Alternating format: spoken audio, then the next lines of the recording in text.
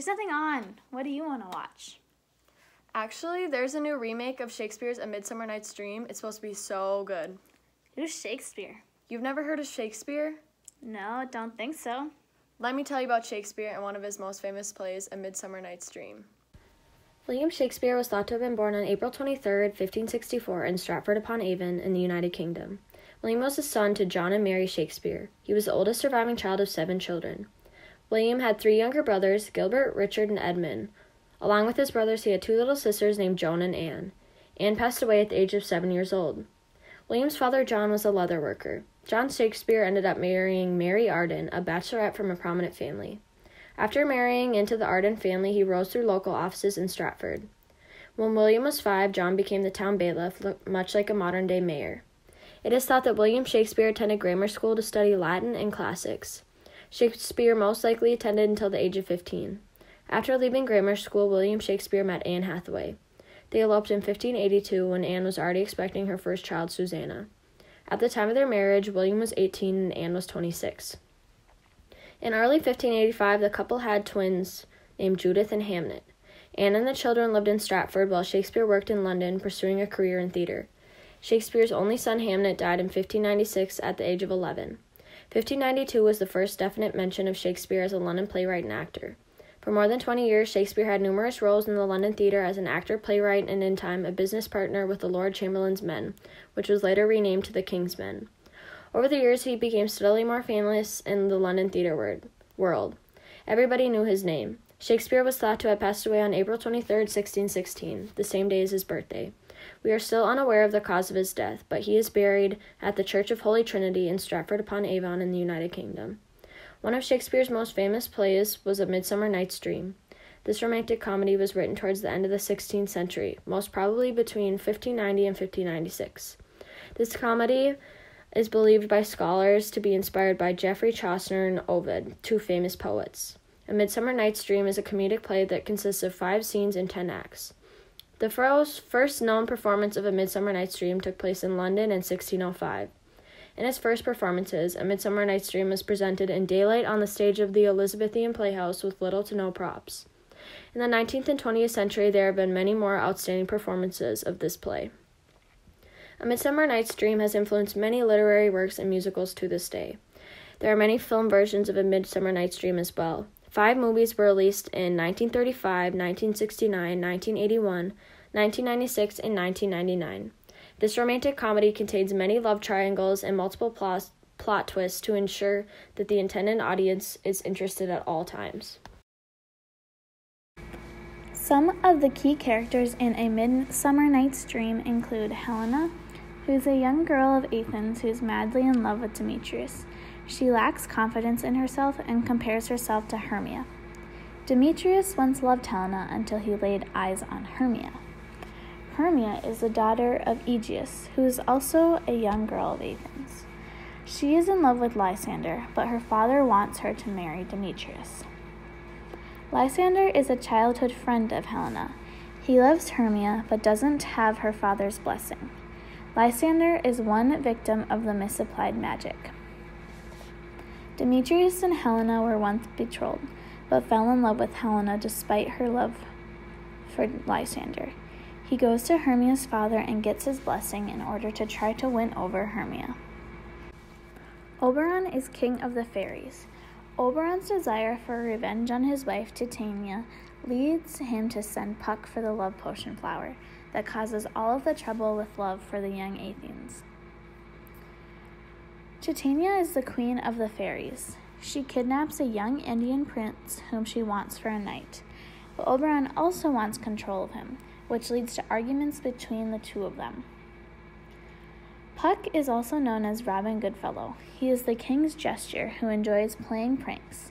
Puck mistakes the Athenians and applies the love potion to the wrong person. Theseus, the Duke of Athens, is planning for his marriage to the Queen of the Amazons when Aegeus, a nobleman, comes in with his daughter Hermia, Demetrius, and Lysander. Aegeus wants Hermia to marry Demetrius and asks Theseus to inflict the full penalty of the law on her if she disobeys. In spite of her father's wishes, she makes plans to run away with Lysander. They plan to meet in the woods. They tell their plans to Helena, who tells Demetrius in hopes of regaining his love.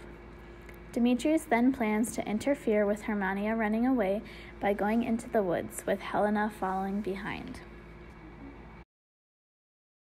In the woods, Oberon sees Helena begging Demetrius to love her, while Demetrius acts very rudely towards her. Oberon plans to put love potion on Demetrius in order to make him love Helena, who is so devoted to him. He sends Robin to get the love potion and put it on Demetrius, but Robin mistakes Lysander, who's also in the woods, for Demetrius, causing Lysander to love Helena instead of his true love, Hermia. Robin and Oberon realize they have mistaken Lysander and Demetrius, leading to confusion between the four lovers. Oberon is forced to fix this mistake and set things back to normal. Jenna will be King Oberon and also walk through the woods as Hermia. Kendra will be Robin Goodfellow and also make an appearance as Demetrius. This falls out better than I could devise, but hast thou yet latched the Athenian's eyes with the love juice as I bid thee do? I took him sleeping, that is finished too, and the Athenian woman by his side, that when he wake, of force she must be eyed.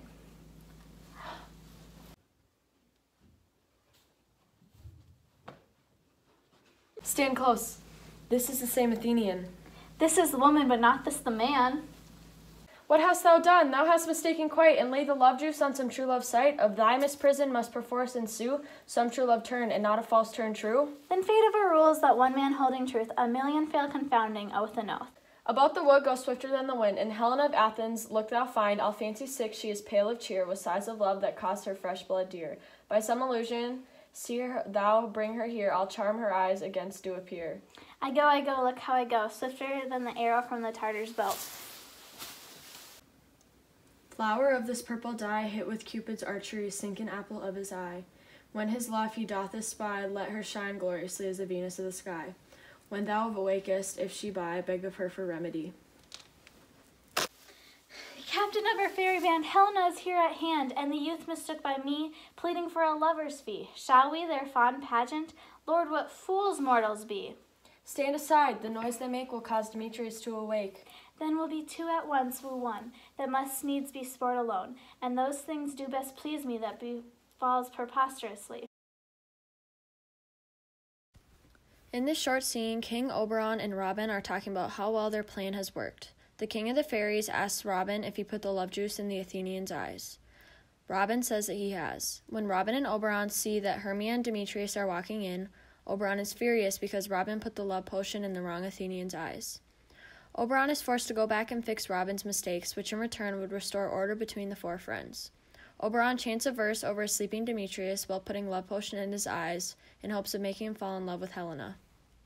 This scene of Shakespeare's A Midsummer Night's Dream gives examples of the overall themes. Magic is one theme prevalent in this scene and throughout the play. Magic is responsible for many of the crazy situations throughout the play, and this scene is just one example. The love potion is even thought to symbolize the superpowers of love. Another theme present in this scene and throughout the play is the difficulty of love. Throughout the entire play, confusion and chaos revolving around love follows the characters. It seems as though the characters never love the right person at the right time. By morning, all is well between the two couples. After the love potion fiasco, the two couples get married. After the big wedding, Helena, Hermia, Demetrius, and Lysander watch a play, a version of the story Pyramus and Thisbe. When the play is completed, the couples go to bed. At the end of the performance, the fairies briefly emerge to bless the couples with a protective charm. Robin then asks the audience for forgiveness and tells them to think of the play as if it had been a dream. Wow, that was pretty good. I liked it better than some of his other plays like Macbeth and Hamlet because in A Midsummer Night's Dream there's more love and less action. Yeah, I liked all the plot twists in the story and how the four lovers never knew of the fairies' mischief. I know, right? I never knew what was going to happen. I wonder if other people like it as much as we do. Speaking of that, I had just happened to be scrolling through some scholarly reviews, and I saw that G.K. Chesterton, an English writer and philosopher, said that this was one of Shakespeare's greatest comedies. He also stated that no other comedy by Shakespeare so vividly rendered a social and spiritual atmosphere as well as this one. Wow, that really is a coincidence that you just happened upon that. Yeah, I was looking on my computer and it popped up. I thought it might be useful someday since I am in college English. But aren't you glad we watched it? Yeah, I can't wait to learn about and watch some of his other plays.